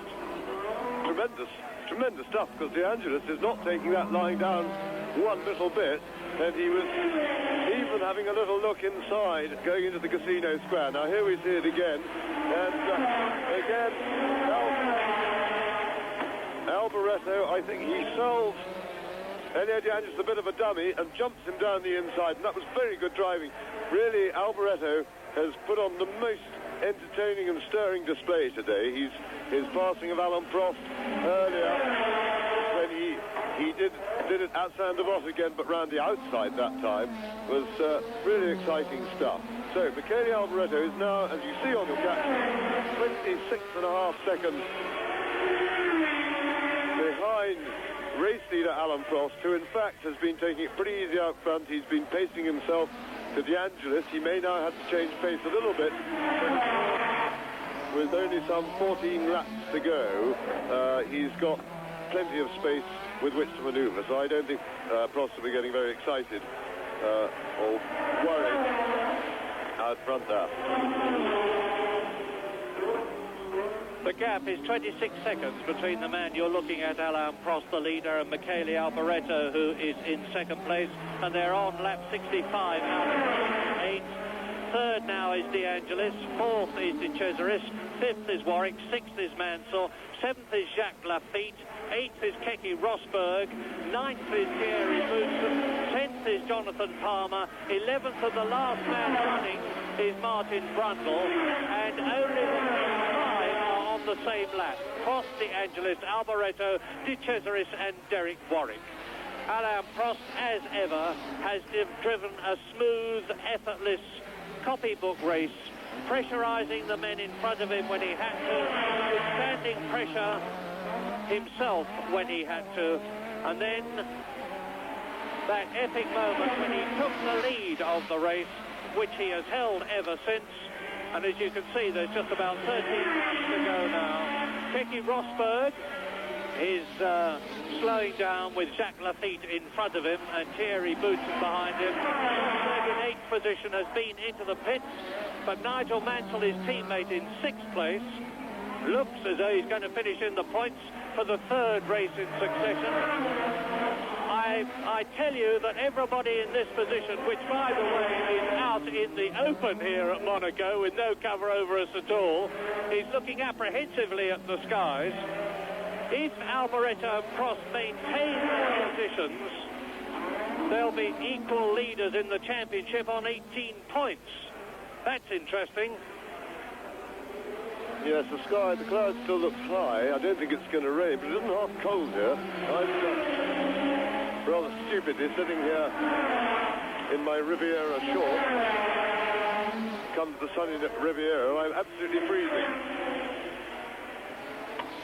But I'm quite sure Prost isn't. He'll be working very hard. Of course, remember, it's terribly hot in the cockpit of those Grand Prix cars. You've got big heavy overalls on as well, and an extremely high rate of physical activity for the driver there.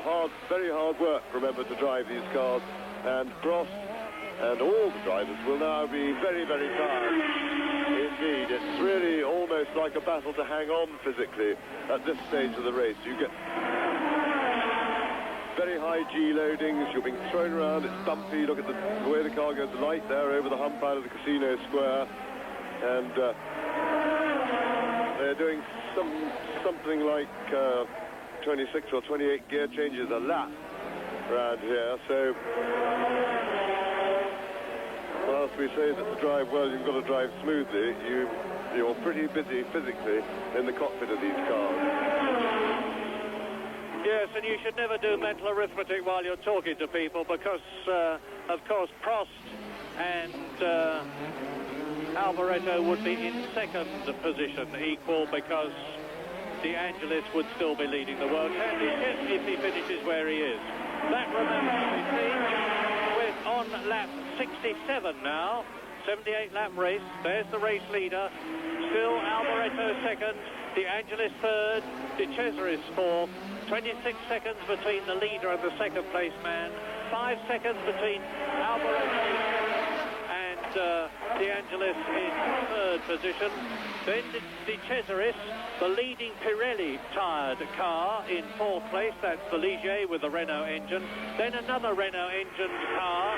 That is Derek Warwick in fifth place with Nigel Mansell, 1 lap behind in sixth place, on his way to another world championship. On the same lap as Jacques Lafitte, who is 7th, Keke Rosberg, who is in 8th position. Thierry Boutsen is 9th, 2 laps behind the race leader.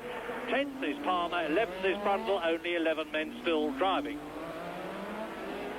Yes, and as you mentioned just now, De Cesaris is running in a nice steady fourth place. His performance on Pirelli tires is certainly their best performance to date in a Grand Prix, and very encouraging really for Grand Prix racing in general, because we need 2 tyre companies involved. Pirelli have been improving, but this is certainly their most competitive performance yet, although one shouldn't maybe get too excited about that, because this is a peculiar circuit, and tyres that work here may not necessarily be any good anywhere else. So, but I think we all hope that Pirelli will get fully competitive as soon as possible, because that will be good for the sport. And just look at the way Michele Alboreto is throwing that V6 Ferrari about, with some 750 horsepower under his foot. They're doing about 175 miles an hour when they come out of the tunnel, and nearly 170 miles an hour as they go up the hill. A quite incredible performance, and the gap between Prost and Alboreto is still 26 seconds, just under, so that shows you how quickly Prost is going. He's got his race rhythm, he's not easing up. He's coming up now to Derek Warwick to lap him, and Warwick is in 5th place, 1 minute and 24 seconds behind Alain Prost. And that's just about right, because the fastest lap that we've had so far is Michele Alboreto at just over 1 minute 23 seconds. There is definitely light rain now. The papers on the bench in front of me are starting to get spotted with rain. It's not yet going to affect the circuit, of course, the track, and it affects Prost just as much as it'll affect Alboreto and all the rest of them. Now, is Derek Warwick going to move over? There's the blue flag to tell the Englishman in the Renault that there is somebody behind him and he should move over and let him through. Well, this must be a deja vu nightmare for Alain Prost. out there with a comfortable lead. Should he push hard? Now, although there certainly isn't enough rain as yet to have made the track wet or in any way slippery, but Prost will probably have seen the spots of rain on his visor, and then you're in that terrible dilemma where you're not quite sure how wet the track's going to be at each succeeding corner as they arrive. And so you tiptoe a little bit and then kick yourself afterwards when the track turned out dry. But Prost will be aware of the spots of rain, and he will remember that disaster some 3 or 4 years ago when he was leading the race with only a few laps to go in the Renault and got on to let it all get away from him coming out of the chicane, which is where he's headed for right now.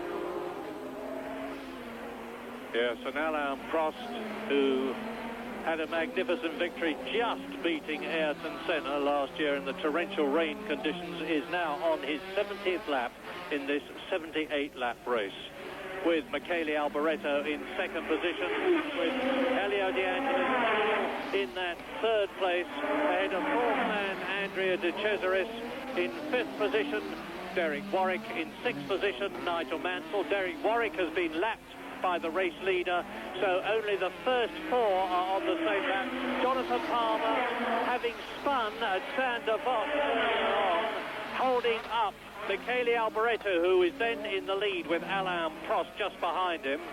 And Jonathan Palmer got going again and is on his way to completing his first Grand Prix in the German Zack-Speed car, with its 4-cylinder engine, going very slow indeed compared with Prost, who passes on the outside, going into the Mirabeau, then down to Lowe's station hairpin in first gear, rolls it round.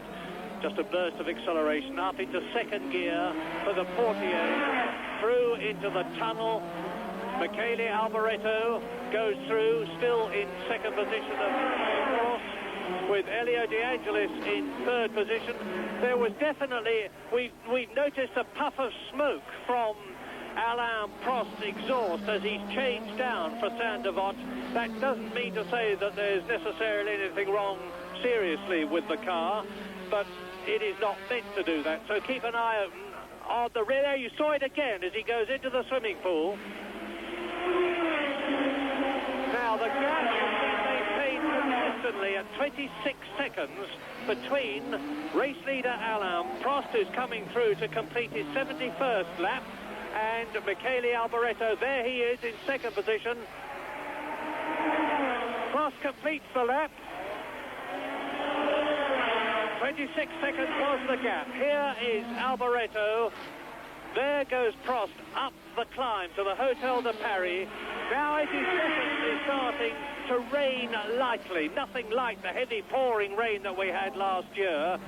Prost on the descent, and the gap now is 22 seconds. Yes, so Prost's memory is certainly working for him. He saw the spots of rain on his visor. That's how he would have known it was raining. And look at that smoke. It's getting quite smoky out of the back of the McLaren. But I suspect the decrease in the gap was much more Prost being very circumspect in case he came on a bit of a damp patch somewhere. But that looks like oil burning to a much greater extent than it should. Now, they carry a very, very large quantity of oil, so if it's just burning a bit of extra oil, that shouldn't be a problem for the McLaren. But smoke out of the back like that, as Murray says, is never a healthy sign. John Barnard, the car's designer, and the race and Joe Ramirez, and of course Ron Dennis, all the top McLaren men will be watching the car very carefully. Just remember what that gap was on the Prix. It was 26 seconds on the lap before last. Last lap it was 22 seconds. There is Alboreto. Prost has gone through to complete his 71st lap in this 76th lap race. He's only got to pace himself at this speed, definitely to win it. Watch that smoky exhaust. Alboreto is coming out of La Rascasse. The seconds are ticking away. Prost is on his way down, and the gap now is 20 seconds. And Elio De Angelis has got Jacques Lafitte behind him. Elio De Angelis, who is in third position, and Michele Alboreto is catching Prost, but not fast enough for victory, even if he gets on the rear of the Ferrari, because then he's got to get past. The race order is Prost, Alboreto, De Angelis. De Cesaris is fourth, Warwick is fifth, Mansell is sixth. Yes, and Jacques Lafitte goes fast. Now, to explain what's going on there, he's only unlapping himself from De Angelis, and De Angelis has slowed up because he's got a plentiful cushion over fourth place man, De Cesaris. He doesn't want, of course, to exhaust his fuel supply, so he's taking it easy, and Jacques Lafitte, meanwhile, is chasing hard Nigel Mansell, and he is in a position possibly to catch him. Stopwatch time again, the end of lap 73. The race leader, Alain Prost.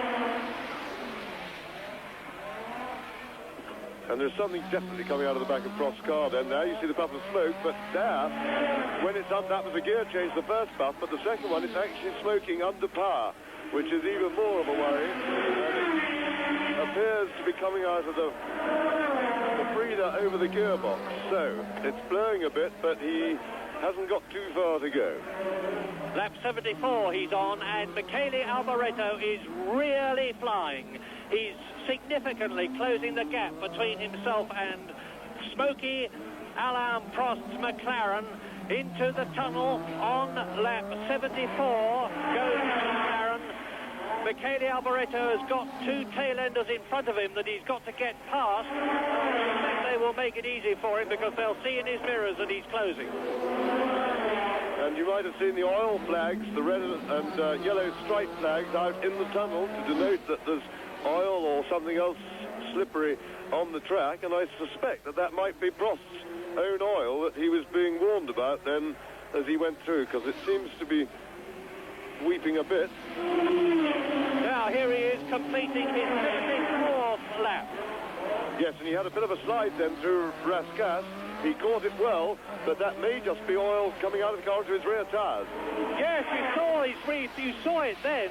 He's definitely in trouble. Alain Prost on his 75th lap as he goes up to the Hotel de Paris. I'll just give you the gap with Michele Alboreto coming out of La Rascasse towards us. It is now 15, 16. Over the line goes Alboreto, taking Martin Brundle, and it's 18 seconds. It's going to get pretty tricky for Prost. If his car is blowing oil onto the rear tyres, believe you me, they get pretty nasty to drive when they got oil on their rear tyres. And we saw quite a slide then, but the gap is adequate at the moment. The rate at which Prost is losing ground, as it were, to Alboreto is adequate for him to come across the line ahead.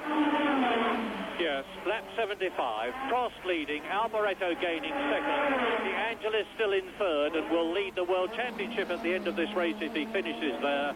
De Cesaris is fourth, Warwick is fifth and has been lapped. Mansell is sixth, Lafitte is seventh, Rosberg is eighth, Boutsen is ninth, Palmer is 10th, Brundle is 11th, and the last man still running in the non-turbo Tyrrell as down to La Rascasse in the closing stages of lap 75. And Michele Alboreto going through and Derek Warwick to lap him, and Warwick is in fifth position. And Prost is approaching me now. Prost goes past me now, and Michele Alboreto is coming out of the swimming pool complex of corners into La Rascasse, and I think it's going to be another 2 seconds gain, but as James has just said, that is not nearly enough in the 3 laps to the left, including the one that they are on now. And you can see, by the way, that the tyres are definitely getting wet. In fact, Prost has extended his lead. It is now 21 seconds. And the spots of rain are increasing in intensity. It's going to be, I think, a wet couple of last laps. And the oil flag marshal pointing ahead of him into the tunnel as Prost goes into it on his 76th lap with 77 and 78 laps to go. The 77th and 78th of this one. but he has a 21-second cushion between himself and Michele Alboreto, and if he can just keep the car running, that is more than enough. Yes, there's more drizzle now than there has been before, but still not enough to actually make the track surface wet. It just needs a little bit more to liven it up that way, and of course that would be a big problem for Prost if he's got oily rear tyres, because a bit of water mixed in with that lot makes things makes it really a major handful. However, Prost looks pretty steady, pretty collected. He knows how far away Alboreto is. He knows he has only got to keep things together and get it home mechanically to win the race. And Prost is coming up to a couple of tail-enders who are going to delay him. I don't think he's going to take a chance to try and get past them, and I don't really see why he should. The gap between Prost and Alboreto is 18 seconds still, so although Alboreto definitely close, and the smoking car there was De Cesaris's, or was it Lafitte's Ligier? Let's have a look. It's De Cesaris's car. De Cesaris is in trouble, and he is in 4th place. Right behind him, you see one of the Williams cars, and taking him into the tunnel as Prost comes out of the tunnel. He's got the Williams in front of him, and in front of the Williams is the troubled Andrea De Cesaris in 4th place. We're on lap 77 now, and Prost seems not to be troubled at all from the way he went past the Williams there. Now he's closing up on and about to lap the 4th place man, who is Andrea De Cesaris, and Prost will be going through now to start his last lap. We're watching the officials at the start here to see one of them step forward and hold up the one finger, which indicates that the race leader, Alain Prost, who is in charge of the running of the race, as he controversially was last year, has indicated to Alain Prost that he is now on his last lap in the lead for the 2nd year in succession, and he's facing, as he did last year, rain, but not nearly as heavy as it was in 1984. Alain Prost is about to, if he finishes this lap, not only win, but give himself another 9 World Championship points to make it 18 altogether, and that will give him equal World Championship 2nd rating with Michele Alboreto charging hard in 3rd position, but the championship leadership will still be held by Elio De Angelis, adding 4 points to the points he already has, 16, 20 in all. But this is the man. Prost leads on the last lap. Alboreto 2nd, De Angelis 3rd, De Cesaris still 4th, Warwick 5th, Mansell 6th. There's Prost. And Lafitte is now up into 6th position, ahead of Nigel Mansell. It looks as though Nigel Mansell is not, after all, going to get that cherished 1 World Championship point. But here is the leader, here is the winner, Alain Prost, in the Marlboro McLaren with the tag engine for the 2nd year in succession, wins the Monaco Grand Prix. He will jam on his brakes, I'm sure, because he will want to make sure that his car is not underweight, as it was adjudged to be at San Marino, but he's going to go on and do that victory lap.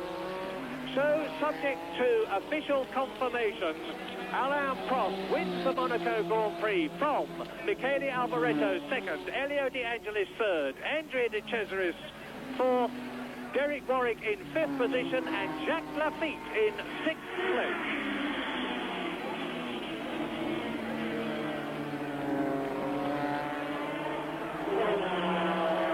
So Prost's 2nd win of the season. Of course, it would have been his 3rd, but for being disqualified after that San Marino Grand Prix a couple of weeks ago when the car was underweight. Let's confirm the positions for you. Prost gets 9 points today. Alboreto 6, De Angelis 4, De Cesaris 3, Warwick 2, and Jacques Lafitte 1. We'll confirm what that means as far as the Drivers' Championship table. ただアルボレート、そしてアラン・プロストが18ポイント、2ポイント差で迫っています。このレース、アイルトン・セナはノーポイント、ランキング5位、9ポイントとなっています。そしてコンストラクターズチャンピオンシップですけれども、ロータスが29ポイントでトップ、フェラーリ22ポイント、マクラーレン21ポイント。この3チームというのは小倉さん分かりますけれども、接戦の予感がする第4戦ですよね。そうですね、改めて85年のモナコ、最終的にはアラン・プロストが制したわけですが、振り返っていかがでしょうか。やはりプロストのその、強さ、堅実な勝ち方、これが本当に見て取れましたね。そしてやはりアルボレート、タイヤがパンクして2位になりましたけど、やっぱりドライバーの評価に厳しいエンツォ・フェラーリが見込んで選んだ男、その速さ、鋭さが見えましたよね。もうこの年のミケーラは本当に輝いてましたね。さあ、コ・レーニエ対抗からトロフィーを受け取ってアラン・プロスト、フランス国歌です。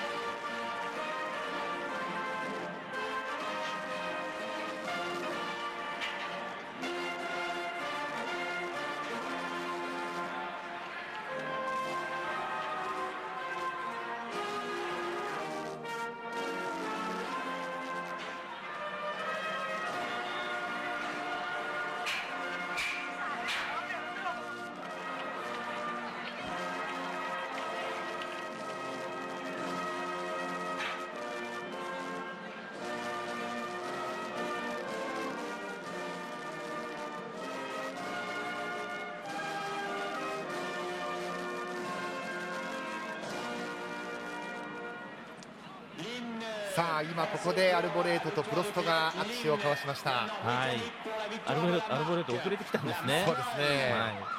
ちょっと国歌が当時は生演奏じゃないんですね。さあ、プロストが高々とトロフィーを掲げました。さあ、そこにデアンジェリスもやってきたようです。マクラーレン、フェラーリ、そしてロータスの3人が表彰台。タイトルへの思い強めるアラン・プロストの勝利で85年のモナコグランプリ幕を閉じるということになりました。 F1 レジェンズ、ここまでの解説小倉重則さんでした。小倉さん、どうもありがとうございました。ありがとうございました。